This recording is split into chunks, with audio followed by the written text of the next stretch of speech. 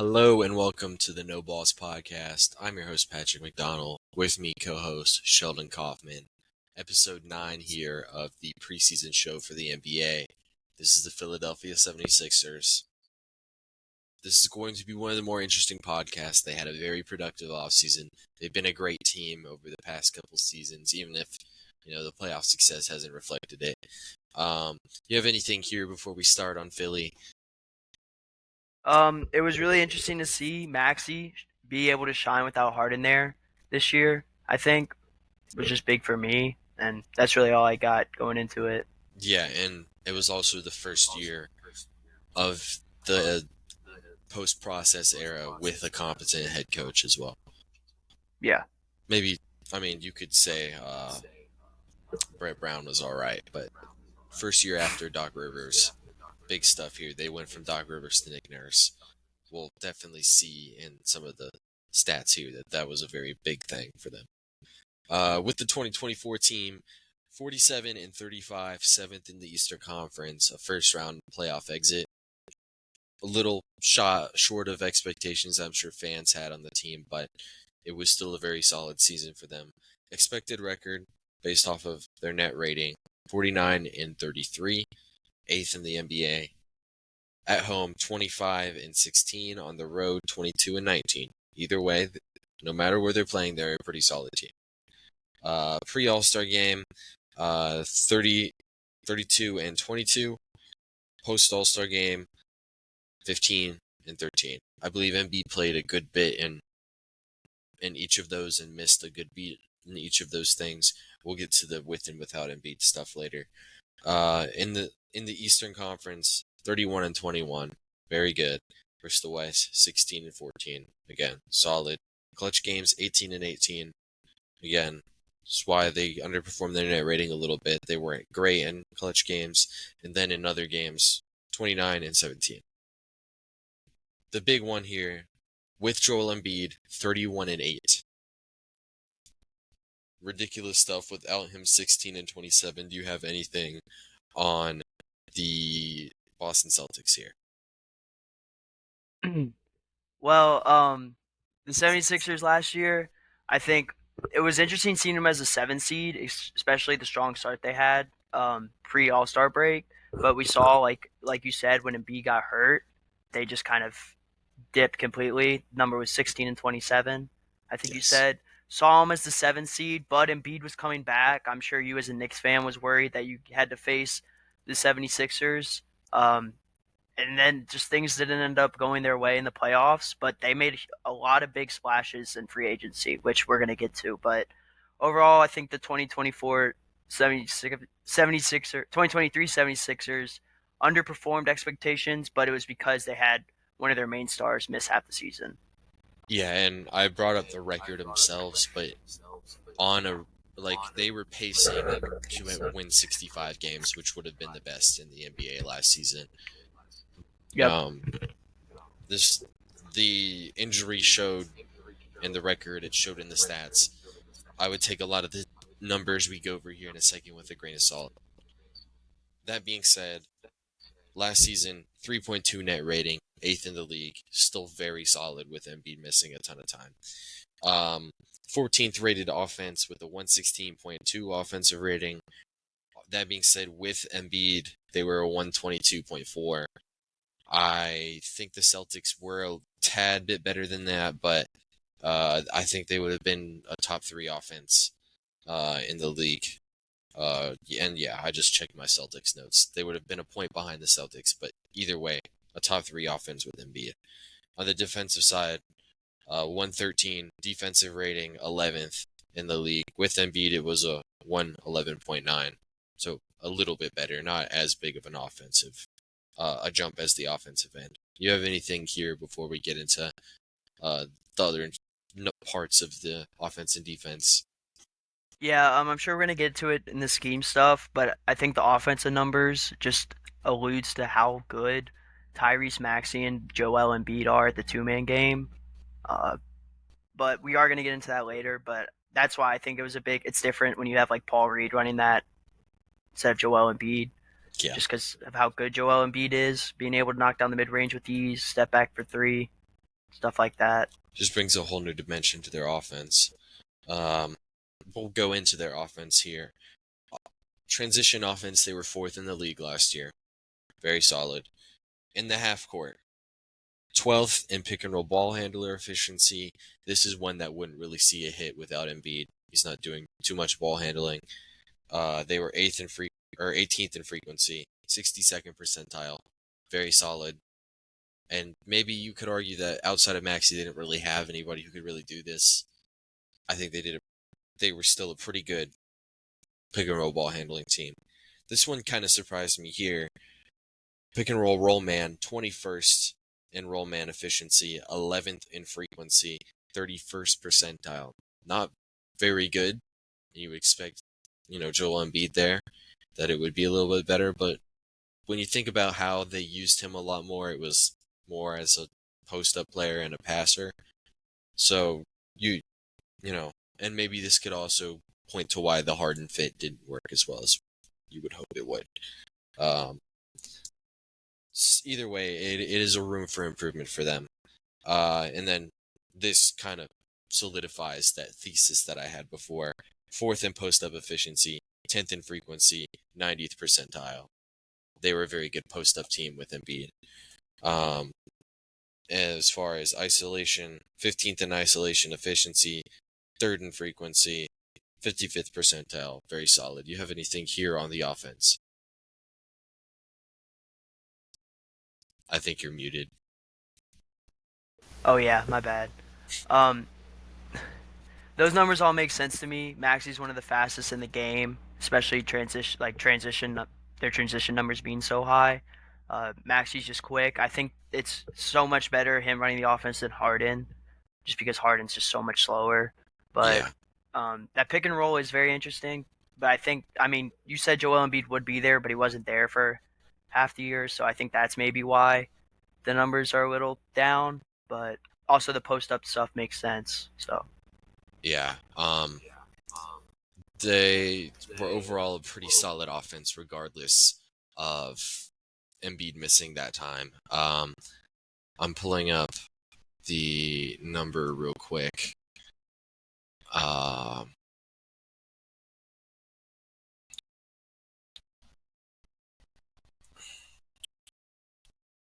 well, okay. I was trying to pull up to see what Embiid's individual roll man efficiency was, but I couldn't find it right on the fly.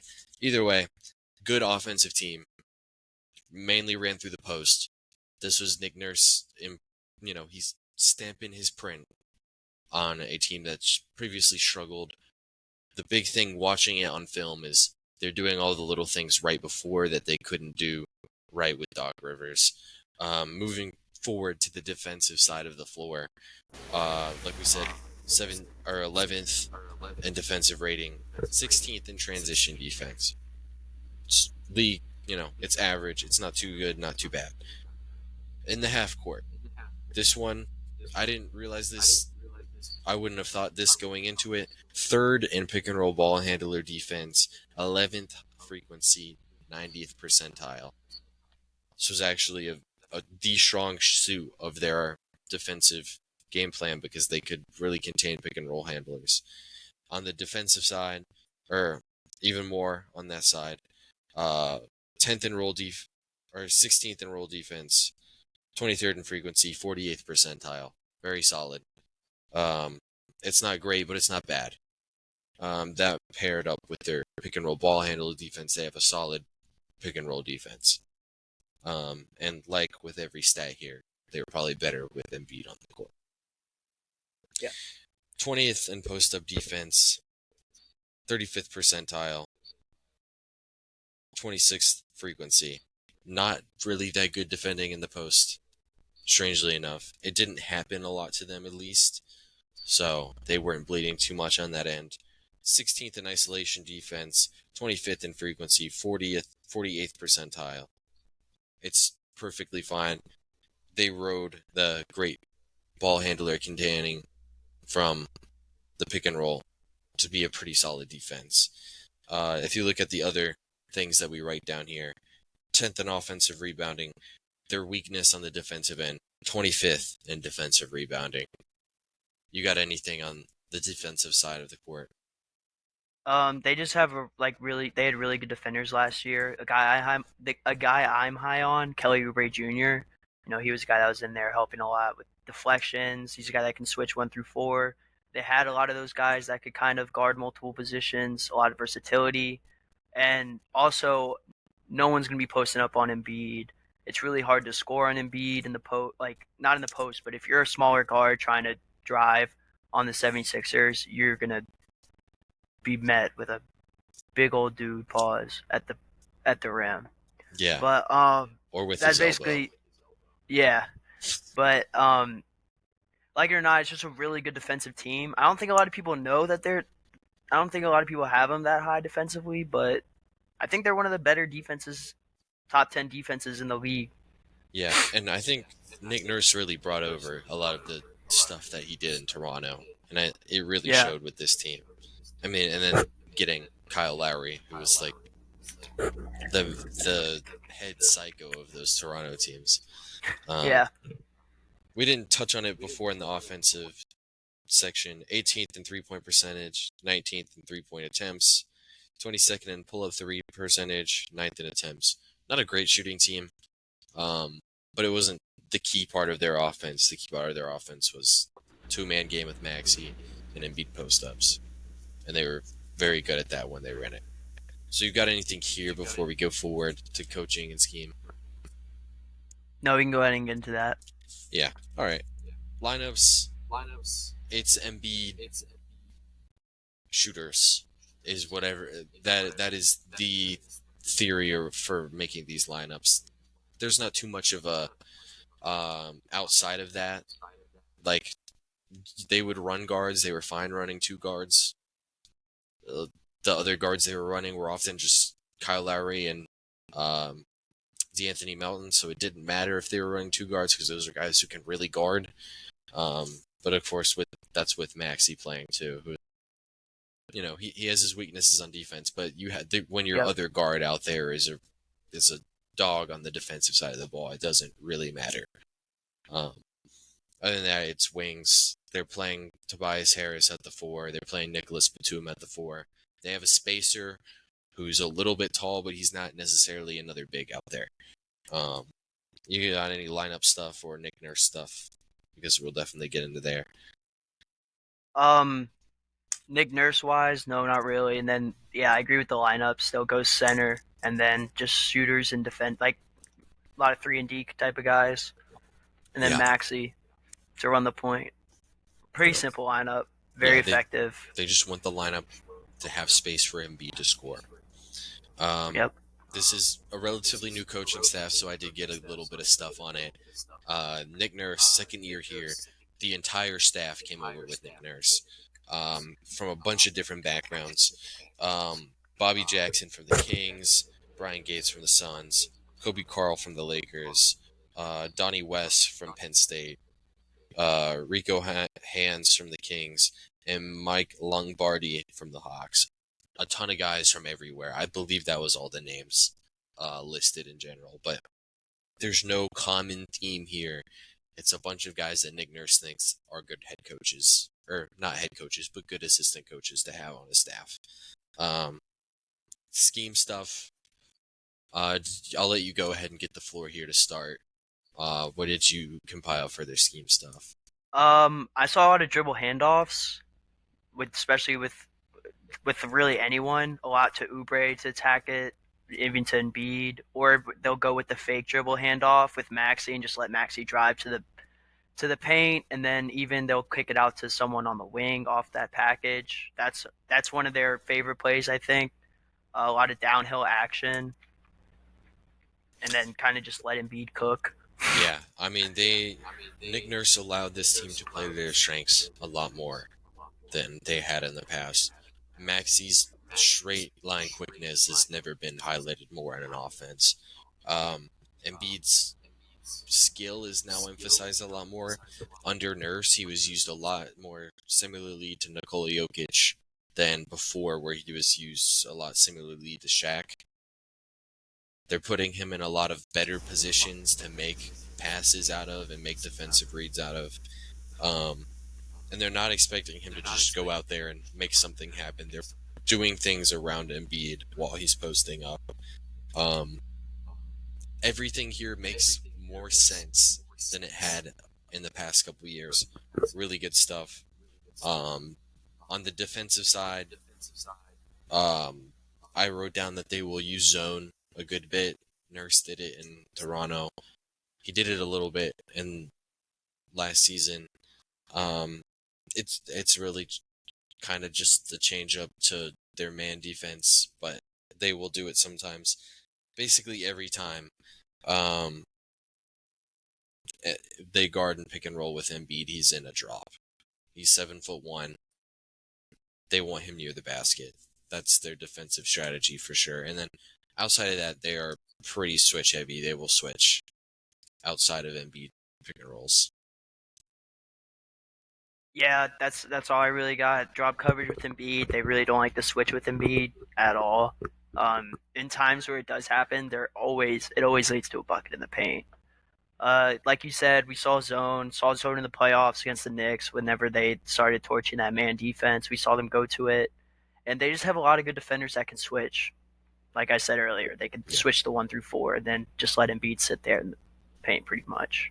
yeah. And like they would guard a lot of guys with a lot of guys. Like Nico Batum was guarding point guards in the Yep. playoffs. He's probably their nomin power forward last year. Yeah, it was overall a very it was a Nick Nurse style defense, but it was simplified a little bit because they had 21, right? That's what it was.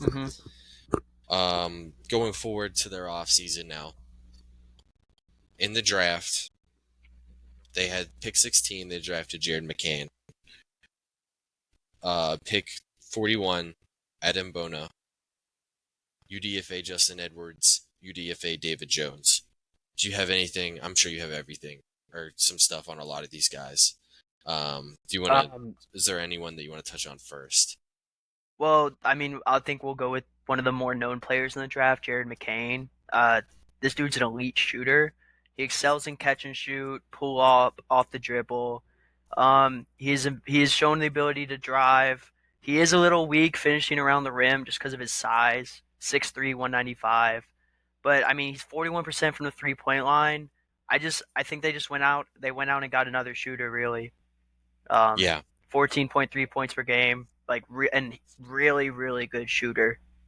and then the big note I had on him was in college for Duke last year. He did a really good job playing off the ball with other scorers, and then he also showed a lot of good stuff on the ball when he was asked to do on the ball stuff. So I think he could definitely play with Tyrese Maxey. Another thing for him, doing pre-draft work for him, the name that I kept coming to was Kyle Lowry. He's, like you said, he's a little undersized, but if you watch him on the defensive side, you wouldn't know that by the way he fights. He's really strong, and he really gives a shit on the defensive side of the floor. Um, I I think this guy maybe not right away, but he could definitely play with Tyrese Maxey in starting lineups for them. Yeah, I like McCain being a off the bench like immediate impact for them day Yeah, one. I I really like McCain. think he's a win now player for sure. And then there is definitely a ceiling to tap into with that elite shooting. He was probably a top 4 shooter in the draft this season. Um, I think there's also some playmaking upside too, yeah, especially out of that pick and roll. I'm really interested in what he does in the NBA. I had a top 10 grade on Jared McCann. Um, Adembona, we'll get to him. Um, he has great size and athleticism. He's a little weak on the rebounding department. You're not sure if he's going to shoot yet. He might. Um, and then he needs polishing. He fouls a little bit too much. Like we said, he's a center, but he struggles at a lot of the center things. There is, I believe, in the summer league he shot well. Did you get anything on Edembona? Yeah, he's 6'8", 243. He's a rim protector, 1.7 blocks per game last year in college. strong finish around the rim, ability to finish lobs, really good finishing offensive rebounds. I saw, and he also has the ability to get out in transition. Like you said, he cannot shoot at all. Like he can't Yeah, shoot the mid range. He cannot shoot the three. I don't even think he attempted a three last year. And his post work and kind of like jump hook type of moves definitely need improvement. He's not really there offensively, but I really like the defensive upside. I think this is like a kind of guy that you put in like just when Embiid needs minutes and you just yeah. need some defense. He You're like not going to ask him to score at all. You're just going to ask him to go in there and shut down the paint. he basically 1-to-1 reminds me of Paul Reed. Is the No, yeah, name? that's Yeah, what I was. Yeah, I was gonna say no he's offensive upside, but defensive is really yeah. good. And if you can get him playing hard, then which I think Nick Nurse can, I think it's a good guy to get. Their UDFA's I thought was actually like pretty solid here. Um, Justin Edwards going into the draft cycle was a top 10 guy, maybe even a top 5 guy. He falls all the way to UDFA. Um, I think if he fills into a role, he could be a really good 3-and-D wing. He's 6'7". He's on a 2-way contract for them. He, I believe he shot well on catch and shoot threes in college, and he has the size and athleticism to be a good defender. So, did you get anything on Justin Edwards?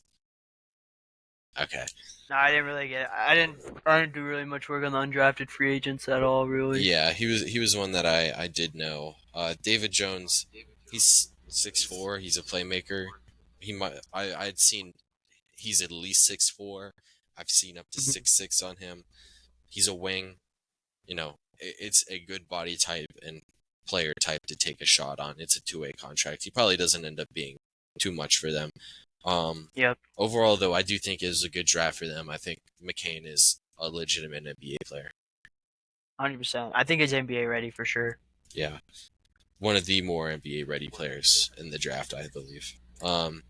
We go further into their offseason. They had a busy one. Going into the year, they had Embiid under contract for his whatever his max contract is. They had a non-guaranteed Paul Reed contract, which they ended up voiding, so that money wasn't there, and they just had to have a cap hold on Tyrese Maxey, which is 12 million. It was $12 million. So going into the Okay. offseason, they had only $67 million tied up in their roster, so they had a busy one. Dang. Where we'll get started here with the re-signs because I think that is pretty important. Maxi, they ended up re-signing 204 for 5, 25% max contract. This was the most they could have given him. Yep. This is like, even though it was the most they could have given him, I don't think they could have given Tyrese enough money to, you know, depict how good of a player he is. Um, yeah, what do you have on this extension? I mean, it's a great extension. I think that he's one of the budding guards in the NBA. I saw it when he cooked the Wizards in 2019, 2020 season. I knew that he was going to be really good. He's one of the fastest players in the NBA, like we said. His 3 point shot making ability is like really insane. Even though he might not be the best shooter. I mean, he's 37% still. I mean, just really good shooter. He's super fast. And like you said, he runs that play like we were talking about. He runs that offense so well with Embiid. You got to tie him down. I think he's the future after Embiid. Yeah, I going into this offseason, there was maybe not questions if Embiid was staying, but I was from the standpoint believing that if Embiid were to ever leave, I think Maxi could actually be the guy Oh if yeah. Embiid were not on the team. Like Maxi legitimately might be the second or the best number 2 option in the league. At least from an offensive standpoint, he might be the best number 2 option in the league. Um, they re-signed Kyle Lowry to a 1-year veteran minimum, and then here was an interesting one: KJ Martin, 16 million over 2 years. This deal is very likely to be traded because KJ Martin definitely wasn't going to make this type of money unless he went to the Sixers. They were able to re-sign him to this deal because they had his bird rights and they were already over the cap. So they wanted to sign him so they could later throw him in a trade to help match salaries in a trade. Good for him. He gets paid because of the NBA rules. Additionally, they gave Kelly Oubre an extension. You had mentioned him earlier. 16 over 2. There's a player option after the first year. I think overall, good to bring a lot of these guys back to keep the continuity around the team. Yeah, I think they're just we've seen a theme with a lot of the good teams. For example, the Celtics just keeping their guys, just trying to keep the culture, keep everything the same, and these are key guys I think that you need minus KJ Martin. Yeah, I think a lot of these were, I mean, these are the guys that seemed very important to the team. I think there was only one big guy who was important to the team last year who they didn't retain. We'll get to that in a second. We'll go to guys that they brought in. They brought in Andre Drummond to play that Paul Reed role, energy big off the bench, 10 million over 2 years. Perfectly fine contract. He's a backup big. He's going to play that role for them very fine. He's going to play a nice 10 minutes a game. Paul George, the big one. I believe two 211 over 4 is what I wrote down here is a 35% max contract. This is the absolute most an NBA player can make. Paul George, probably the guy that you want to bring in. We'll definitely get into it in the fit section for Paul George. But this is the splash that you want to make. Embiid clearly wanted to make it. I'm sure you saw it on the finals show where he winked at Paul George when they were both Yeah. on there. He was like, hey, we got some cap space. Come over. They got that. Interesting one for me. Eric Gordon, 2-year deal. Both of them are veteran minimums. It's a 1+1 player option. Interesting. He does some stuff for them, and I think this is like kind of the slam like A+ signing here. Caleb Martin, 35 over 4. He's definitely not going to play that 4th year. There's a player option at the end of it. So think of it as a 20, like a 27 over 3 for Caleb Martin. I think that's a crazy contract value. Do you have anything on these additions here? Um, Um, I think Paul George is great, great fit. I think you want to. I think we want to wait on talking about that, get into the fit section. But I mean, he's 41% shoot, 41% from the 3 point line, really good. And then Caleb Martin, another 3 and D guy. It just seems like they're stacking up on these, just like to put him in the lineup with Embiid and then have Maxi. Like we said, yeah, it's just a lot of good 3 and D players. I mean, Caleb Martin, 35% from the three. He's a good defender. He's one of those guys that can switch, play the 1 through 4 on defense. yeah. He So I was, really like it. yeah, he was one of the more impactful players on the Heat last year. I think realistically on the open market, he was worth about 15 a season. They got him for just over 8. Great contract, I believe. Um, you had mentioned Paul George. We'll definitely get to him in the next section here. We'll just go over quickly the subtractions. They lost Mo Bamba, whatever. Um, they they had signed and traded Buddy Hield away. They got a second round pick from the Mavs in 2031. Um, you know, nothing too significant there. I think one of the bigger subtractions for them, Nicholas Batum. Um, we'll get into it in a second, but this is a pretty significant signing or loss for them. And then another one here, DeAnthony Mellon, really like nails perimeter defender. Really underrated. He can shoot the ball really well too. Batum and Mellon, I think, were their big losses. They lost Campaign. Um, we had brought him up in the next episode. He's a third guard or a third point guard. Paul Reed, fringy backup big. Sometimes he looks really good out there. Sometimes he doesn't. Whatever. To carry on Smith. Yeah, him. And then Tobias Harris was their other loss. Um, yeah. Well, you talk about the Paul Reed loss. I like Andre Drummond better than I'm big on I Andre agree. Drummond, but I think that was actually an underrated signing by them. I mean, obviously, like you said, he's only going to play 10 minutes a game, but he always like puts out insane rebounding numbers. Like And it's so then weird. you look at what they struggled with last year on the defensive side. They were 25th in defensive rebounding. Yeah, and he Drummond puts up. should I mean, kill that. yeah, exactly. I mean, that's what he's known for is a big rebounder. Nicholas Batum was big. He played a lot of minutes for them, and he shot 39% from the 3 point line. One of those 3 and D type guys. Like you said, he was a guy that was guarding guards, the point guards in the playoffs for them. Um, and I mean, he's been on this team for a while too. So it was kind of crazy that he's gone. The Buddy Hield loss. I like Buddy Hield a lot. I think he's a great shooter. I think that this was the worst fit for him. I don't think he did good at all. He did not fit well at all ever since he came to 76ers. Campaign, like you said, third guard, and then Tobias Harris. I think Knicks fans, or not Knicks fans, 76ers fans are thanking God that he's gone because no, Yeah. he's just, I don't know what happened to him. He took the bag and disappeared. Yeah, and you had mentioned with Nick Batum, not only is he a great defender and 3-point shooter, he could also really pass. And it connected things so well out there. It Yep. felt like when Nick Batum was out there, he felt like the best guy out there with Embiid and Maxey. And we'll get into the numbers, what the numbers said in a second. You had mentioned Buddy Hield. I think he's a really good player. He fell out the rotation for them. It's mainly It's for what, defensive reasons. yeah. Um, you know, nothing too big. Tobias Harris, he's just a little bit better in theory than he is in reality, is how I would describe Tobias Harris. Um, Going forward to the statistics here, everything with Philly, it evolves around Embiid and Maxey. So when they play together, they have a net rating of positive 12. Crazy stuff. Word.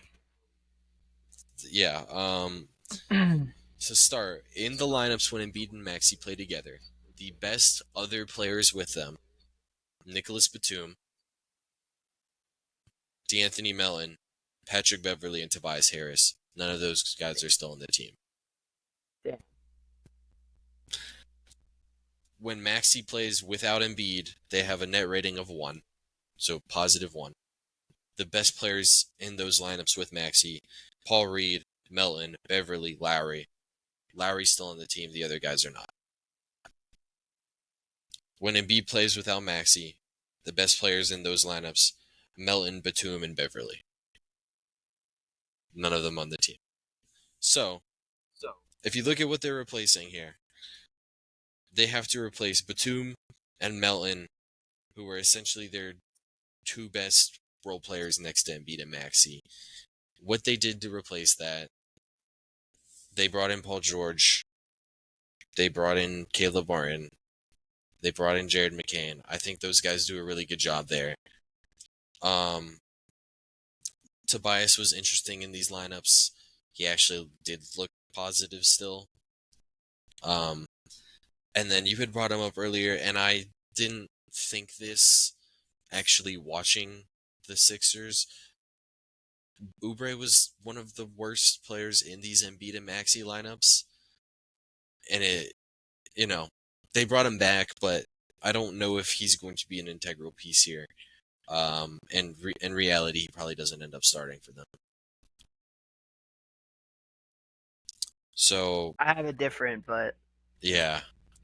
I can. We can for sure get into the Yeah, we'll lineups. get into it later. Yeah. Continue. My bad. Essentially, how their offseason boils down is, did they replace the production they were getting from Batum, Melton, and I guess Patrick Beverly? We had brought up Paul Reed without Maxey. I think we discussed this already. They replaced that with Drummond. They did a good job Yeah. there. Did they replace what they got from Batum and Melton? You look at what they brought in. Paul George, Caleb Martin, I think instantly is better than that. 100%. Even in the same roles, if you want Paul George to play a diminished role, I think he'd be elite in that. Eric Gordon as well, like he's not that great, but he did help, and he was.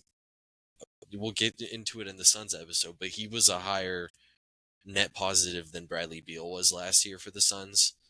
I think that has more to do with the fit over there in Phoenix than Bradley Beal compared to Eric Gordon. But Eric Gordon is a very solid NBA player still at this time. I don't know if he'll play defense for you, but he can shoot. Is what he boils down to. Um, what do we think about these lineups that they're going to be running? So the kind of starting lineup I kind of threw out was Maxi, Oubre, Paul George, Martin, and Embiid. That's kind of what I was thinking. Yeah, I really, What's your thoughts on that? I do like it. I mean, every lineup they have is going to start with Embiid, Maxi, Paul George. Um, outside of that, they're gonna have Caleb. I think he's going to be in there. I do really think Lowry's still gonna somehow end up starting for them. Um, if he really impresses, I do think McCain could start as well. Um, but I would, with how Nick Nurse feels about Lowry, they've been together forever. I think Lowry could still end up starting for them. Yeah, I like what you said about McCain. I think McCain's more of a later in the season type of starter, I like as agree. he matures and stuff. I don't think off the bat he starts. Um, I now see where you're coming from with Lowry. I just think that Oubre just gives you a little bit more defensively speaking and shooting wise and finishing as well. But this is also a super deep team. I think a a a sneaky deep team. Yeah, Like you said, Eric Gordon. Eric Gordon, that was a good signing too. Him coming off the bench is going to be really nice. I don't think we talked about it. We haven't talked about him yet, but Ricky Council, I think rookie good role last player. year. Yeah, He was or a good. undrafted free agent last year, I believe, for Yeah, them, from and Arkansas. he ended up playing Um, a good bit. yeah, KJ Martin. We'll see. It's gonna be interesting to see who they'll get with that trade. You think he gets dealt before the deadline? Yeah, I could easily. I mean, he gets them. He's $8 million. They are not in the first or second apron, so they can take on more money than they send out. I mean, it's very possible that KJ Martin and Oubre get shipped off for a guy making like around $20 million. Yeah, Interesting names around that money. If he's healthy, Lonzo Ball's around that number. I think he would be really, really interesting next to Maxi, kind of being a better version of Kyle Lowry. I think that would be really interesting. Um, other names around that money. I mean, $20 million. If you're working with 16 million with KJ and Oubre, there's a lot of guys you can get into that conversation of doing trades with. yeah. It'll be interesting to see. I think if McCain can be what like we think we're gonna be, that's gonna be that just makes that team just like deep. Yeah, Be able to go like 6, 7, maybe even 8 deep. Um, and it also yeah, gives some that's my insurance. take on the yeah, It that's gives my some take on the insurance lineup. if Lowry is a little older this season. Um, yeah, I mean, it's just there's like I said it before, Maxi might be the best second scoring option in the league, and it didn't look great without Embiid, but I don't think that roster without Embiid and what the roster was when Embiid wasn't playing, I don't think that was an NBA roster. Yeah, Um, now they do have an extra scorer. We're looking forward to the offseason. I think we both agree that they did do a good job replacing Batum and Melton and all the production that they lost. Now projecting them for the regular season, we can both agree that we think that they got better. 100%. Yep. Yeah. Now, do I think they'll perform better in the regular season?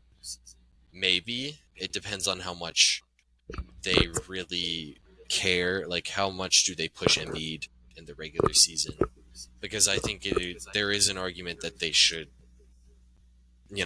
maybe, Joel, you should take the MVP race off this season and you should Yeah. play 65 games only.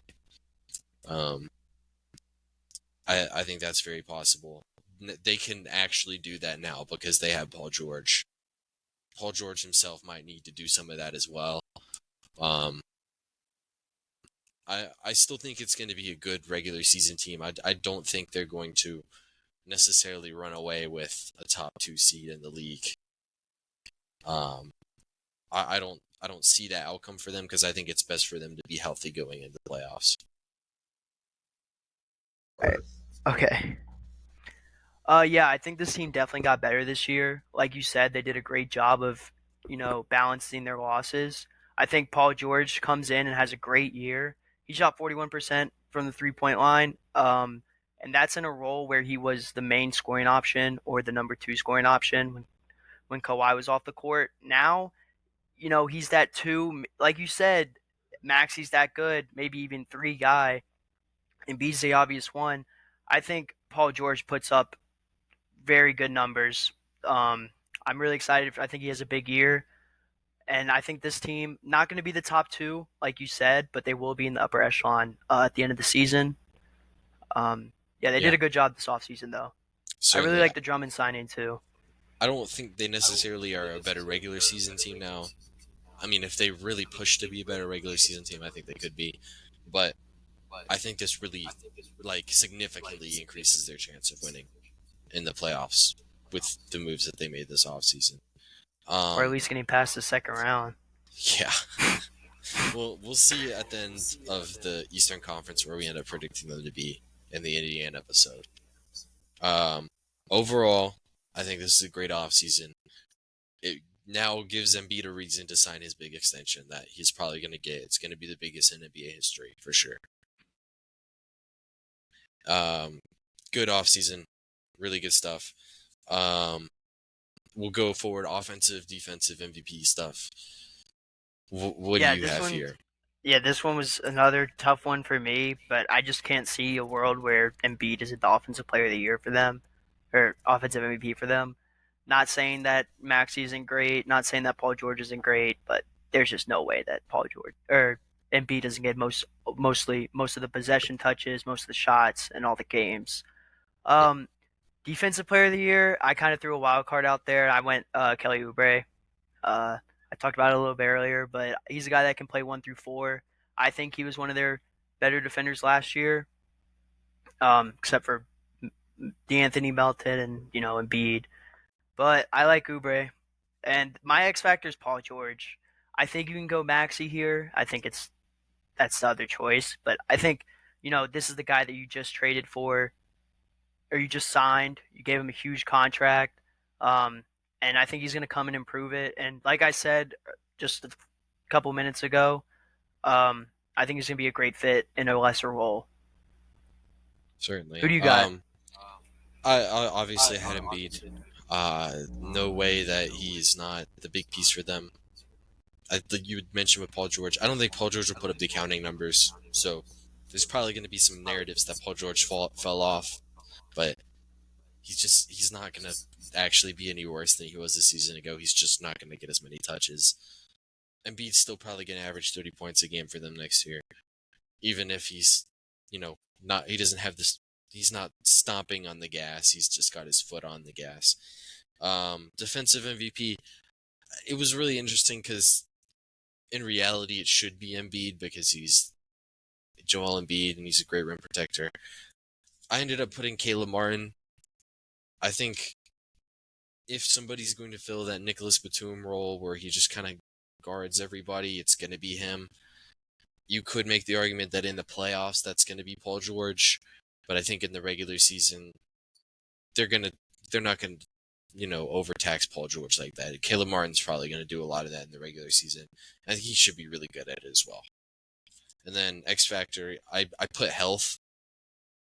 Is Embiid healthy? Is Paul George healthy? If Yeah. so, this is a scary team in the playoffs, and nobody really wants to see them. Other than that, I mean, maybe McCain and Lowry, if McCain's more ready than we think, or if Lowry ages less than we think he will. I think that's the only other really big X Factor swing. I think everybody else here, we kind of know what we're getting with these guys. How old is Lowry? Is he 38? 37, yeah, at least. He's 38. Dang, that's crazy. That's Yeah, crazy. he's definitely in like the top three oldest. Yeah, that's yeah. I think that's the big. That's I think the big thing for Lowry, just his age. Yeah, But I think the reasons you're high on him are very valid, yeah, and I like that Defensive Player of the Year pick. yeah, for sure. Um, yeah, I think this pretty much wraps up Philly. Do you have any more comments on them before we go ahead and get out of here? Nope. Yeah, Hopefully, there's not too much foul baiting this year from Embiid. yeah, Praying. brain. Anyway, that'll cover the 76ers episode. The next episode should be the Toronto Raptors episode. Um, yeah, this has been a good episode. I'm your host, Patrick McDonald, signing out. Sheldon Kaufman signing out. We will see you for Toronto.